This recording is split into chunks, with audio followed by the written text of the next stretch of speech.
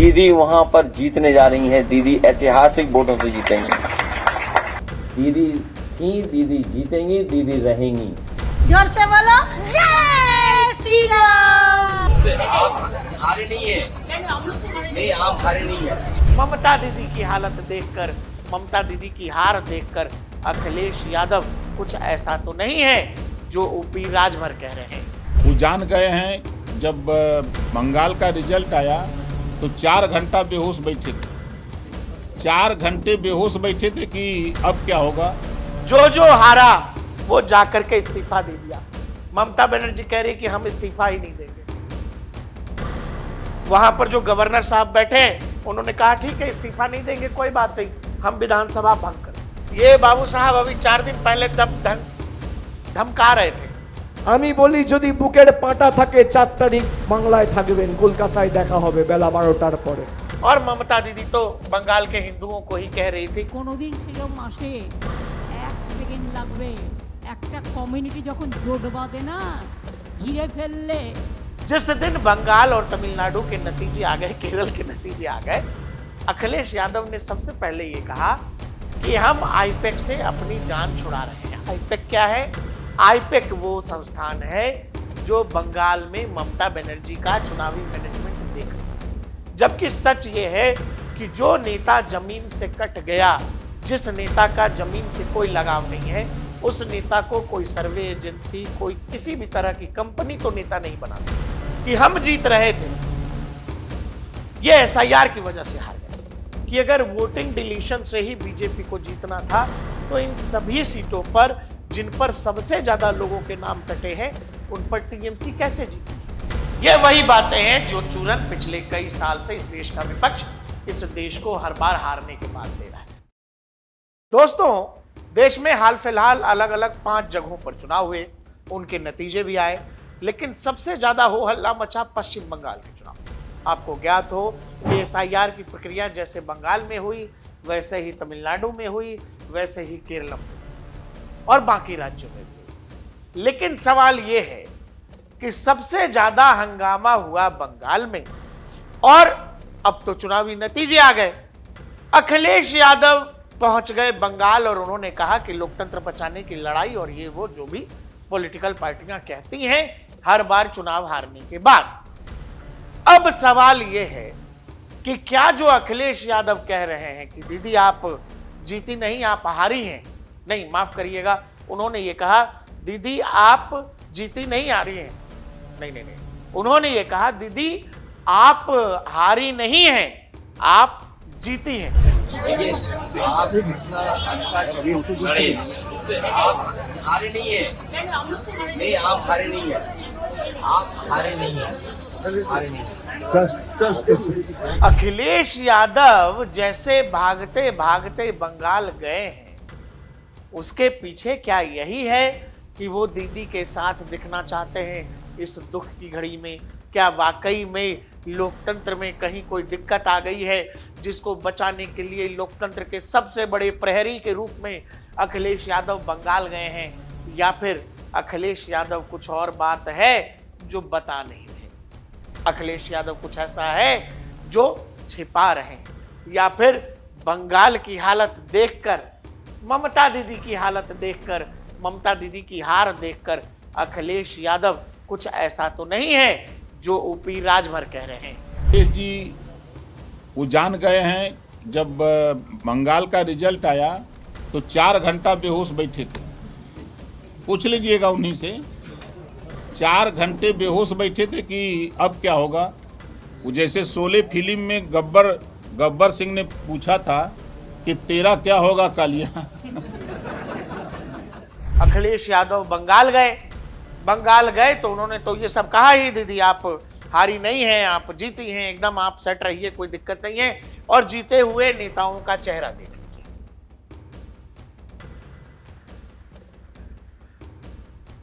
ये लोग जीते हुए हैं। ये बाबू साहब अभी 4 दिन पहले धमका रहे थे देश के गृह मंत्री को कि अपने बाप की औलाद और जाने क्या क्या। ये बाबू साहब ऐसी धमकी दे रहे थे। और ममता दीदी तो बंगाल के हिंदुओं को ही कह रही थी कि वो तो एक तबका है जिसको मैंने रोक रखा है, नहीं तो कुछ सेकंड लगेंगे, वो वीडियो वायरल है, इंटरनेट पर आपको मिल भी जाएगा। আমরা আছি বলে না আপনারা সবাই ভালো আছেন, আর যদি আমরা না থাকি কোনোদিন সেরকম আসে, এক সেকেন্ড লাগবে। একটা কমিউনিটি যখন জোট বাঁধে না, ঘিরে ফেললে এক সেকেন্ডে দেবে একদম 12টা বাজিয়ে। যদি নিজেদের 13টা বাজাতে না চান, বিজেপির অপপ্রচারে কেউ ভুল বুঝবেন না। और इस बीच में खड़े दिख रहे अखिलेश यादव, आपको अखिलेश यादव के हाव भाव से क्या लग रहा है? क्या होता है दर्शकों, कई बार हम बाजार जाते हैं शॉपिंग करने और कोई बढ़िया चीज आपको दिखी, आजकल मतलब खाने, मान लीजिए सब्जियों में ले लीजिए या फल में ले लीजिए, बाहर से दिख रहा तरबूज बहुत बढ़िया है, दुकानदार कह रहा है ले लीजिए 2-4 किलो का है, बढ़िया एकदम सब लोग खाएंगे, अंदर लाल लाल है, फल बढ़िया पका हुआ है। आपने दुकानदार पर भरोसा करके तरबूज खरीद लिया, घर लेके गए, तरबूज काटे, तरबूज अंदर से पका ही नहीं है, लाल है ही नहीं, मीठा है ही नहीं। अखिलेश यादव की शक्ल अगर मैं समझूं तो मुझे ऐसा लग रहा है कि अखिलेश यादव ने शायद कोई खरीदारी गलत कर ली, कहीं अटक गए हैं, कहीं फंस गए हैं और दीदी की हार के बहाने वहां पर अपनी वो बात शायद रखने गए। हम आगे उस बात पर आएंगे, लेकिन आप ये बताइए, ये हारी हुई कहानी, जो कहानी खत्म है ऑलरेडी, पूरे बंगाल में लोग सेलिब्रेशन कर रहे हैं, नाच रहे हैं, गा रहे हैं, अभिषेक बनर्जी के घर के आगे जाके लोग जय श्री राम के नारे लगा रहे हैं। चोर चोर चोर चोर चोर चोर श्री राम। अभिषेक बनर्जी आगे आगे, बंगाल की जनता पीछे पीछे चोर चोर के नारे लगा रही है। ये सब बंगाल में हो रहा है, महिलाएं नाच रही हैं, वो चाहे ग्रामीण इलाका हो, शहरी इलाका हो, ये सब हो रहा है। लेकिन अखिलेश यादव ने बकायदा एक ट्विटर पर संदेश भी लिख दिया, प्रिय देशवासियों, आज पश्चिम बंगाल आकर चुनाव में महाधांधली, महाबेईमानी के बारे में जानकर ये लगा कि अब बात केवल चुनाव की प्रक्रिया को बचाने की नहीं है, देश बचाने की है। दर्शकों, आपको ज्ञात हो कि बतौर अखिलेश यादव और इस देश की और भी जो अपोजिशन पार्टियां हैं, उन्होंने लोकतंत्र और देश बचा लिया था 2024 में। 2024 में जब बीजेपी का नारा 400 का था, 240 पर जब बीजेपी अटकी, इन लोगों ने क्लेम किया कि देश बच गया है, लोकतंत्र में सब हंसी खुशी रहेगा, सब मौज में रहिए, सब कोई दिक्कत नहीं। लेकिन अब जब राज्य दर राज्य हारते चले जा रहे हैं, जब हरियाणा, महाराष्ट्र, दिल्ली, बिहार सब हारते जा रहे हैं, बंगाल भी हार गए, असम भी हार गए, अब फिर से वही शिगुफा, वही पुरानी कहानी कि लोकतंत्र बचाना। खैर, नेता है, नेता नेतागिरी नहीं करेंगे तो और क्या करेंगे। ये वही बातें हैं जो चूरन पिछले कई साल से इस देश का विपक्ष इस देश को हर बार हारने के बाद दे रहा है। लेकिन कहानी कुछ और है। कहानी ये है कि अखिलेश यादव, जैसा मैंने आपसे कहा कि अखिलेश यादव फंस गए। अखिलेश यादव चुनावी नतीजों के आने से पहले हर दिन इस बात की घोषणा कर रहे थे कि अरे दीदी जीत रही है, दीदी अकेले जीतेगी, दीदी एकदम बुलंद जीत रही है, बीजेपी और इलेक्शन कमीशन दीदी को नहीं रोक पाएगा। मुझे तो लगता है कि उत्तर प्रदेश में जो भारतीय जनता पार्टी ने, इलेक्शन कमीशन ने मिलकर के प्रैक्टिस की थी, ट्रायल किया था, उसका पूरा ऑपरेशन उन्होंने वेस्ट बंगाल में कर दिया है और पूरा पैरेलल स्ट्रक्चर क्रिएट किया है सेंट्रल फोर्सेस का, पूरा का पूरा पैरेलल स्ट्रक्चर बनाया उन्होंने कि कैसे बंगाल में किया जाए। लेकिन उसके बावजूद भी दीदी वहां पर जीतने जा रही हैं, दीदी ऐतिहासिक वोटों से जीतेंगी। सोचिए आप, यूपी में किया था और सेम टू सेम उन्होंने बंगाल में उतार दिया। और मुझे जानकारी मिली है कि पैरामिलिट्री और सेंट्रल फोर्सेस का पैरेलल स्ट्रक्चर बना दिया उन्होंने, जो पुलिस का एक है व्यवस्था, उसके एक पैरेलल बना दिया। सोचिए आप, तो इसलिए ये जनता का चुनाव होने जा रहा है। दीदी थी, दीदी जीतेंगी, दीदी रहेंगी, और एक अकेली हैं, वो लड़ेंगी भी और जीतेंगी भी। जब तक बंगाल के चुनाव नहीं हुए थे, बंगाल से बाहर दीदी यानी टीएमसी के लिए, ममता बनर्जी के लिए, इवन राहुल गांधी भी बंगाल में दीदी के खिलाफ दिखे, लेकिन अखिलेश यादव सबसे तेजी में बैटिंग कर रहे थे ममता बनर्जी के। इसका क्या कारण होगा, क्या कारण हो सकता है? जिस दिन बंगाल और तमिलनाडु के नतीजे आ गए, केरल के नतीजे आ गए, अखिलेश यादव ने सबसे पहले यह कहा कि हम आईपैक से अपनी जान छुड़ा रहे हैं। आईपैक क्या है? आईपैक वो संस्थान है जो बंगाल में ममता बनर्जी का चुनावी मैनेजमेंट देख रही है। वही संस्थान जिसके हेड ऑफिस पर जब ईडी का छापा पड़ता है, ममता बनर्जी फाइल लेकर के वहां से भाग निकलती। जैसे चुनावी नतीजा आया, अखिलेश यादव ने कहा कि भाई साहब हमारे पास पैसा नहीं, हमारे पास पैसा नहीं है, फंड की दिक्कत है, आईपैक के साथ हम लोग थे, लेकिन अब वो हमने ठंडे बस्ते में डाल दिया है। ये पत्रकारों के सामने खुले में कहा। अब आप ये समझिए ये आईपैक वाले करते क्या हैं, इनको पैसा कितना चाहिए होता है। हालांकि ये पॉलिटिकल पार्टी और एजेंसीज के बीच की डील होती है, कोई घोषित डील तो है नहीं, लेकिन जो चुनावी विशेषज्ञ और मीडिया रिपोर्ट्स के आधार पर अंदाजा लगाया जाता है वो मैं आपको बताता हूं। 2021 में जो बंगाल का चुनाव संभाला ममता बनर्जी के लिए आईपैक ने, उस समय वो आईपैक का कॉन्ट्रैक्ट मिला था 400 करोड़ से 600 करोड़ के बीच होने का अनुमान लगाया गया था। यानी बंगाल चुनाव में जो कुछ मैनेजमेंट आईपैक ने टीएमसी के लिए किया, उसमें आईपैक ने टीएमसी को चार्ज किया होगा 400 से 600 करोड़। इसके अलावा ये एजेंसियां करती क्या हैं, वो जब आप देखेंगे तो अलग अलग चीजें हैं, जैसे data intelligence, candidate selection, narrative building, staffing, वो सब कुछ पार्टी को कुछ नहीं करना है। पार्टी को, पार्टी के कार्यकर्ता को क्या करना है वो ये एजेंसी बताती है। यही एजेंसी का काम है कि भाई आपने हमको ठेका दे दिया, हम आपको बताएंगे कि कौन से इलाके में कौन से आदमी को खड़ा करना है, किस तरह की नैरेटिव आपको पब्लिक डोमेन में सेट करनी है, किस तरह के भाषण आपको देने हैं, ये हम बताएंगे। और इसी एक्सपर्टीज का ये लोग चार्ज करते हैं। लेकिन सवाल ये है कि जिस दिन को फाउंडर प्रतीक जैन और अन्य वरिष्ठ अधिकारियों के यहां कोयला तस्करी के मामले में ईडी का छापा पड़ा, उस दिन आईपैक के अंदर जो काम कर रहे स्टाफ थे वो भी पलायन करना शुरू कर दिए। उनको ये लगा कि कंपनी का भविष्य शायद सुरक्षित नहीं है। अब आइए, जो 2026 का विधानसभा चुनाव टीएमसी के लिए था, उसमें यह बताया गया, चूंकि वो रेट तो पुराने हैं, इस समय मुझे यह लग रहा है कि इस चुनाव में 600 करोड़ या 700 करोड़ के आसपास तक आईपैक से डील होगी टीएमसी की। वैसे ही अगर आप उत्तर प्रदेश लेंगे, 2027 लीजिए, उत्तर प्रदेश बंगाल के बनिस्पत बड़ा राज्य है, उत्तर प्रदेश का बजट 500 से 800 करोड़ के बीच हो सकता है, जिसमें 403 विधानसभा सीट भी है। हो सकता है समाजवादी पार्टी ने कुछ पेमेंट भी कर दिया होगा, एडवांस पेमेंट तो होता ही है इस तरह की चीजों में। अब सवाल यह है कि जब रिजल्ट आ गए बंगाल और तमिलनाडु के, जहां ममता बनर्जी जैसी पार्टी, टीएमसी जैसी पार्टी, जिसका ढोल लेकर के अखिलेश यादव बजा रहे थे कि अरे ममता दीदी को कौन हरा सकता है, ममता दीदी के मैनेजमेंट को कौन हरा सकता है, कौन छू सकता है। जब उस आईपैक के रहते ममता बनर्जी टीएमसी हार गई, अखिलेश यादव कहां से ये सोच सकेंगे कि उत्तर प्रदेश में उनकी जीत होगी। और यही कारण है जो ओपी राजभर कह रहे हैं, ओपी राजभर के बयान में दम है कि जो बंगाल के चुनावी नतीजे आए, वो चुनावी नतीजे देख करके अखिलेश सख्ते में पड़ गए और अब वो आईपैक से हाथ पीछे खींच रहे हैं। अब सवाल यह है कि ये आईपैक वाला चस्का अखिलेश यादव को लगा कहां से।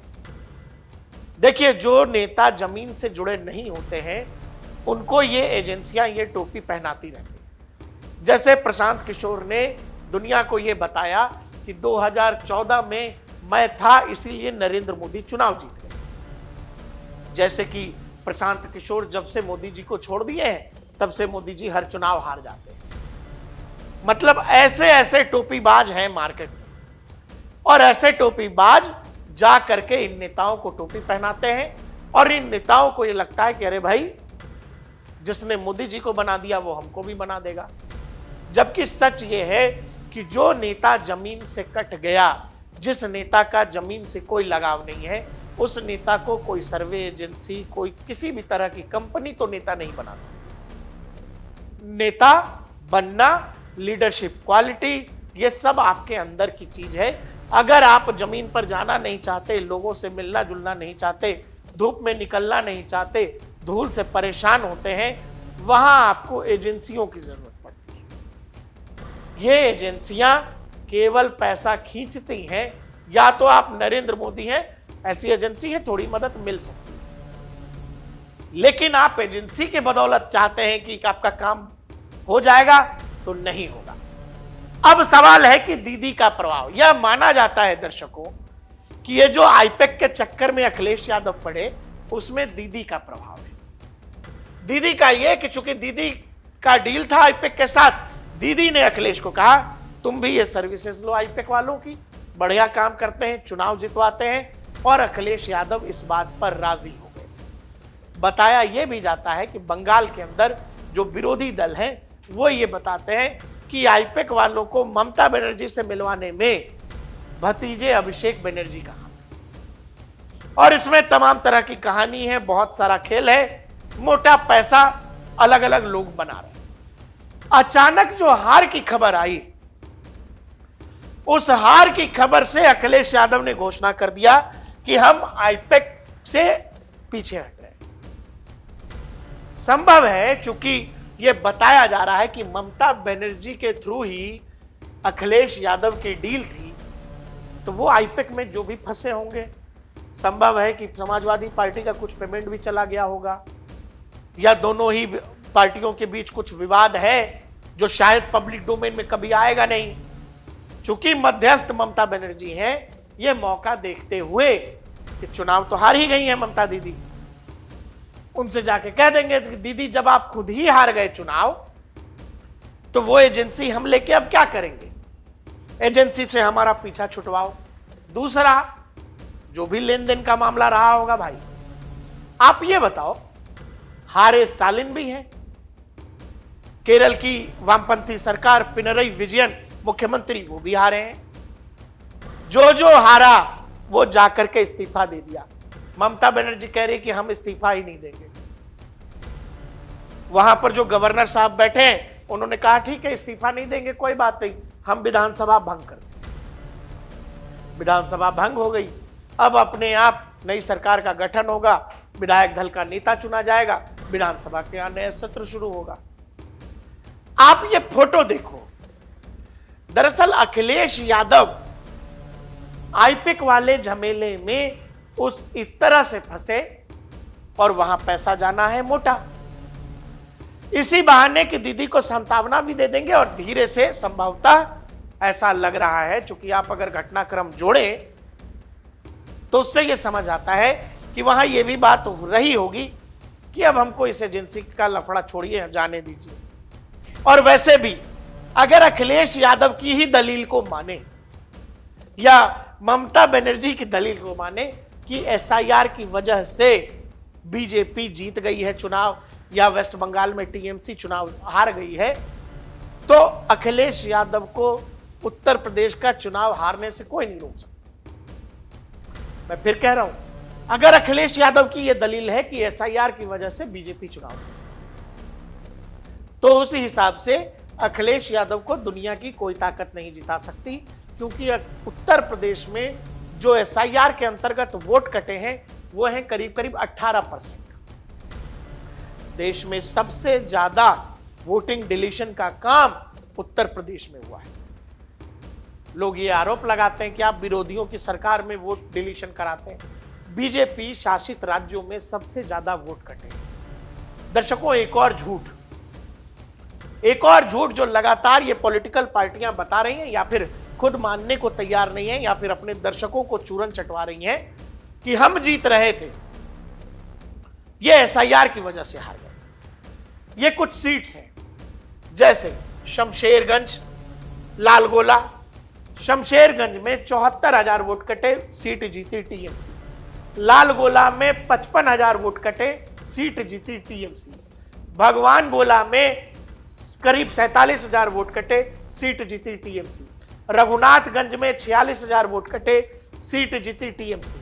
मोटिया ब्रिज में 39,000 वोट कटे, सीट जीती टीएमसी। फरक्का में 38,000 वोट कटे, सीट जीती आईएनसी।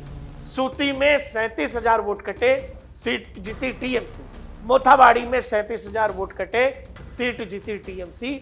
जंगीपुर में 36,000 वोट कटे, सीट जीती बीजेपी। रतुआ में 35,000 वोट कटे, सीट जीती टीएमसी। ये करीब वो 10 सीटें हैं जिन पर सबसे ज्यादा वोट कटे, सबसे ज्यादा वोटर डिलीशन का काम इन सीटों पर हुआ और इन 10 सीटों में से 8 टीएमसी जीत गई। अब आप ये बताइए कि अगर वोटिंग डिलीशन से ही बीजेपी को जीतना था तो इन सभी सीटों पर जिन पर सबसे ज्यादा लोगों के नाम कटे हैं उन पर टीएमसी कैसे जीती है? ये लोग जनता के जनादेश को अपनाने को तैयार नहीं।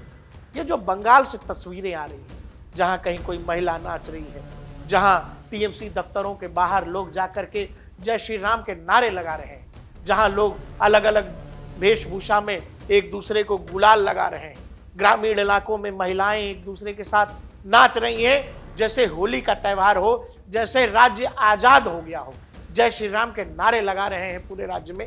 आपको लगता है कि लोकतंत्र की हार हो गई है? आपको लगता है कि ये चोरी वाला जनादेश है? आपको लगता है कि वहां सेंट्रल फोर्सेस के लोग लोगों को वोट देने से रोकने के लिए थे कि वो लोग जो डरकर अपना वोट का सही इस्तेमाल नहीं कर पाते, वो लोग जिनको डराकर उनके घरों में रखा जाता था, वो लोगों को हिम्मत देने के लिए देश की सेंट्रल फोर्सेस वहां तैनात थी। लेकिन अखिलेश यादव की दलील अलग है। दर्शकों, जो बीजेपी का वोट शेयर है वो करीब 45.84 है। दूसरी तरफ जो तृणमूल कांग्रेस का वोट शेयर है वो है 40.80। तृणमूल कांग्रेस को वोट मिले 2 करोड़ 60 लाख, बीजेपी को वोट लगे 2 करोड़ 92 लाख। करीब 5.4% का वोटों का अंतर है दोनों ही पार्टियों के बीच। और इस वोटिंग अंतर को लोग ये कह रहे हैं कि एसआईआर की वजह से ये वोटिंग अंतर आया है। 2018 का मध्य प्रदेश चुनाव का नतीजा देख लीजिएगा, जहां बीजेपी का वोटिंग परसेंटेज ज्यादा था लेकिन सीट ज्यादा हुई कांग्रेस की, और कमलनाथ के नेतृत्व में उस समय कांग्रेस की सरकार बनी।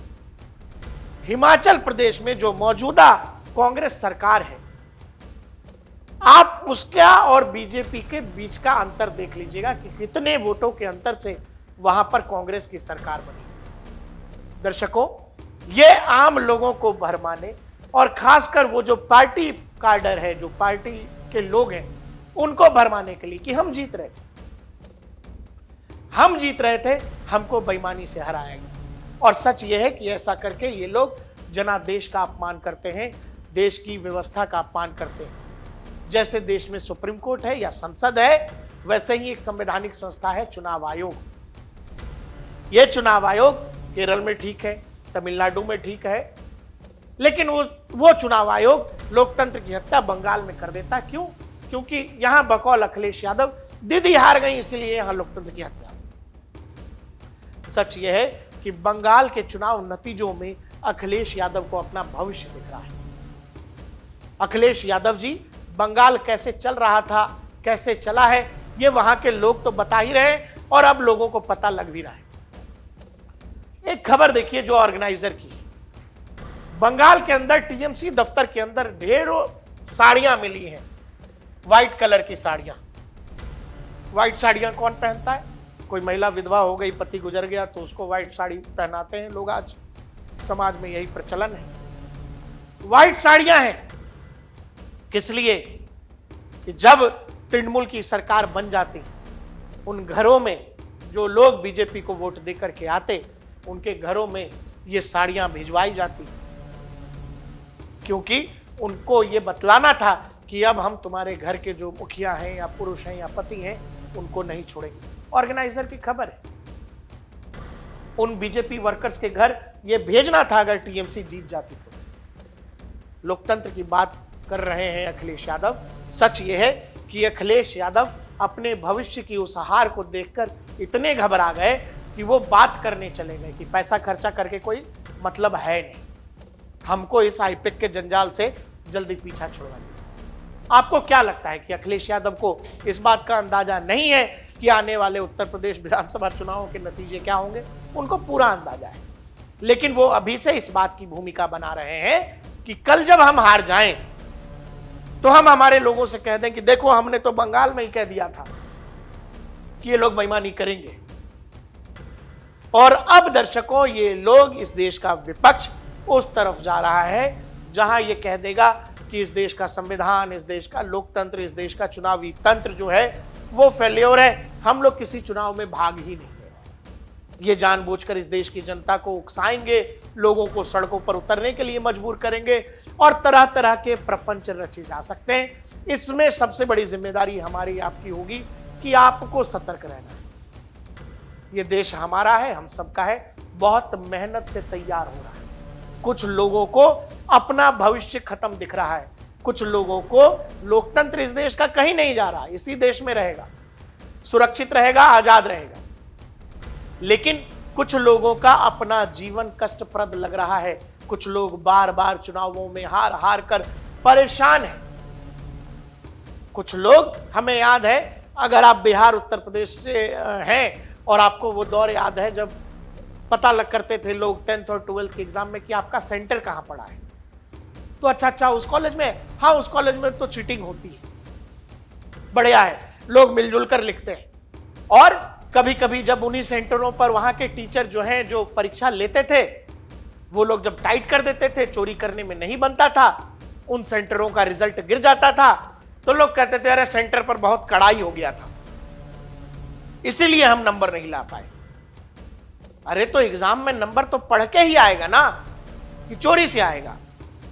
और जो वहां बैठा हुआ है एग्जामिनेशन हॉल में, उस टीचर का तो काम है कि वो सही तरीके से एग्जामिनेशन ले, और अगर वो अपना काम सही तरीके से कर रहा है, इसमें स्टूडेंट को दिक्कत क्यों होनी चाहिए अगर वो पढ़ के गया है? ठीक वही हाल इन पॉलिटिकल पार्टियों का है। इनको इस देश से, इस देश के मिजाज से, इस देश की जनता के मिजाज से कोई मतलब नहीं है। ये केवल और केवल अपना प्रोपेगेंडा बताना चाहते हैं, लोगों से उम्मीद करते हैं कि उनके प्रोपेगेंडा पर लोग यकीन करें और इनको जाकर वोट कर दें। और जब वोट नहीं करते हैं तो ये इस देश की चुनावी तंत्र पर, चुनावी तौर तरीकों पर सवाल उठाते हैं। आपको हमारा ये वीडियो कैसा लगा, विश्लेषण कैसा लगा, और क्या आप भी ये मान रहे हैं कि अखिलेश यादव फंस गए हैं और अब उनको भी अपना भविष्य बंगाल से होता हुआ दिखाई दे रहा है? हमें कमेंट सेक्शन में जरूर बताइएगा। देखते रहिए DNP इंडिया, हर खबर भरोसे के साथ।